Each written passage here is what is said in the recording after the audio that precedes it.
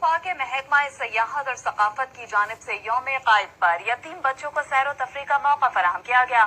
بچوں نے safari train پر اٹاخوٹ تک سفر کر کے خوب مزے اڑائے۔ والدین کے سائے سے محروم بچوں نے سفاری ٹرین کے ذریعے سفر کیا۔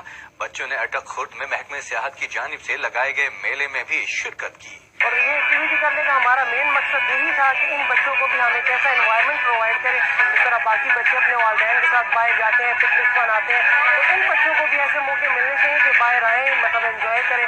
خوبصورت اور تاریخی مقام پر یتیم بچوں کو کرکٹ، فٹ بال اور والی بال کے کھیل کے ساتھ اونٹ کی سواری کا بھی موقع ملا۔ ہم لوگوں نے بہت سارے کرکٹ بھی کھیلے، فٹ بال بھی کھیلا اور ہمیں اونٹ کی سواری بھی دی گئی۔ ادھر کارٹونز بھی آئے ہوئے بہت سارے۔ ہم پہلی دفعہ دریا کے کنارے پر کھڑے ہیں، ہمیں بہت مزہ آیا۔ یتیم اور مستحق بچوں کے لیے حکومتی سطح پر ایسے تفریحی پروگرام کا انعقاد انتہائی خوش آئند ہے۔